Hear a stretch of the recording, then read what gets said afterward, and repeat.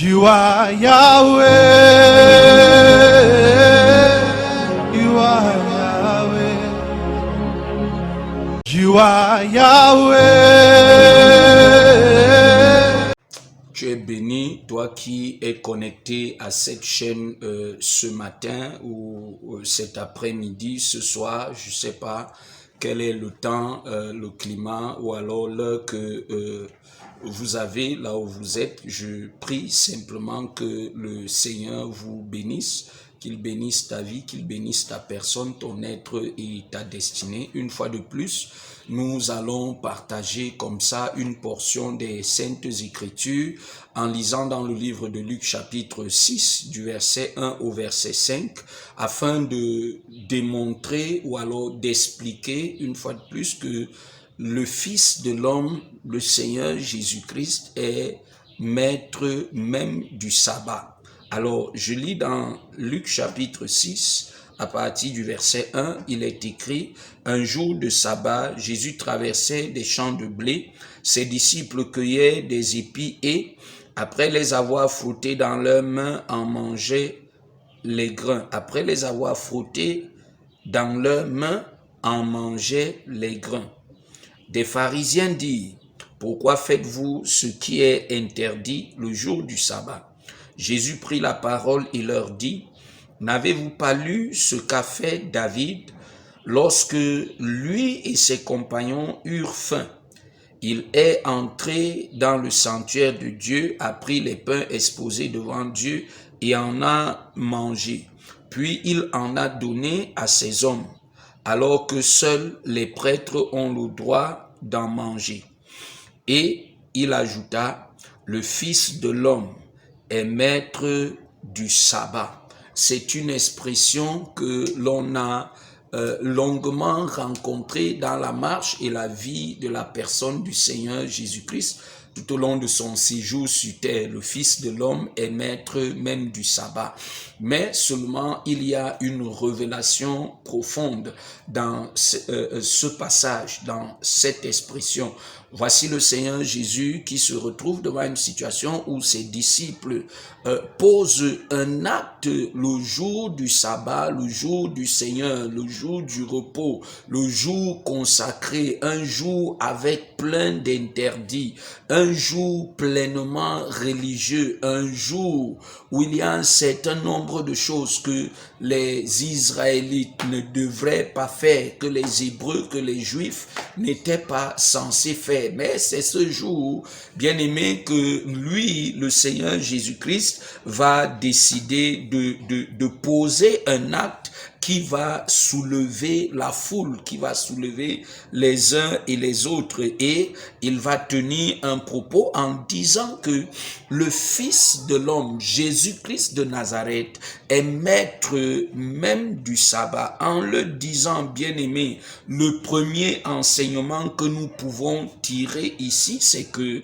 la vie d'un homme est plus importante aux yeux de Dieu que les rites, que les coutumes, que les traditions. La vie d'un homme est plus importante aux yeux de Dieu, bien aimé, que ta propre religion. Le Seigneur Jésus ne viendra pas dire, oui, ne viendra pas à te faire passer après la religion. Non, non, non. Quand il s'agit de sauver un homme, de bâtir un homme, bien aimé, tu as du prix à ses yeux, tu as du prix aux yeux du Seigneur.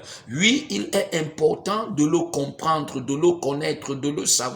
Le Fils de l'homme est maître même du sabbat, c'est-à-dire que il était important et nécessaire de faire du bien à la vie de ces personnes. En un tel jour, il était important, oui, de franchir ses règles, de franchir ses principes, juste parce que il fallait sauver un homme. À cause de ces choses, bien aimées, à cause des rites, à cause des coutumes, à cause des traditions, à cause même de la religion, il y a plusieurs personnes qui ratent des bénédictions de Dieu. Ces hommes devaient mourir de famine juste à cause de la tradition et des rites, parce qu'il fallait préserver les coutumes, parce qu'il fallait préserver la religion. Mais le Seigneur Jésus est en train de dire que non, non, non, non, non. Là où il y a Christ, bien-aimé, ce qui se passe, c'est que les rites, la tradition, les coutumes et autres ne prévalent pas. Oui, c'est lui Dieu. C'est lui Dieu qui a le dessus, c'est lui Dieu qui est établi au-dessus.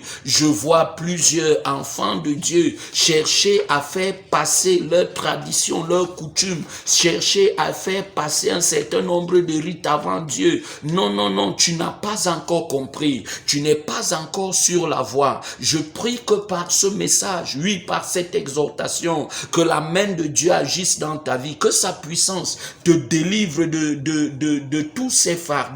Le catholicisme, le branhamisme, le protestantisme, bien-aimé, n'est pas au-dessus de la personne de Jésus-Christ. Quelle qu'en soit ta religion, quelles qu'en soient tes coutumes et tes rites, je viens te dire au jour d'aujourd'hui que le Seigneur Jésus ne dira pas, ou alors Dieu, le Père, ne viendra pas dire, les pentecôtistes, mettez-vous ici, les catholiques, mettez-vous de... Non, non, non, ce sont tes œuvres, et quand il y a un choix à faire, bien-aimé, il viendra accorder la priorité à l'être que tu es, à la personne que tu es, donc en disant que le Fils de l'homme est maître même du sabbat. Le Seigneur Jésus est en train de dire que la vie de l'homme que tu es plus importante à ses yeux, bien aimé, que ce qui se passe, que ce qui, oui, se trame dans ta famille. C'est sûr que la sorcellerie décime votre famille, les gens meurent en désordre chaque 3 mois, les gens meurent, la pauvreté vous torture,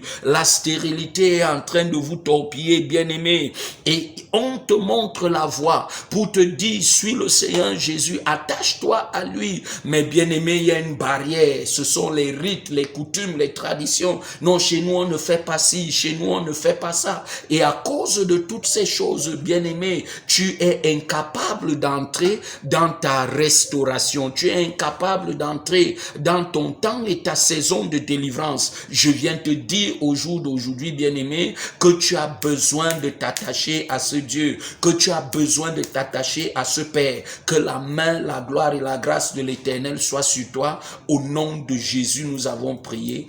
Amen. You are Yahweh. You are Yahweh.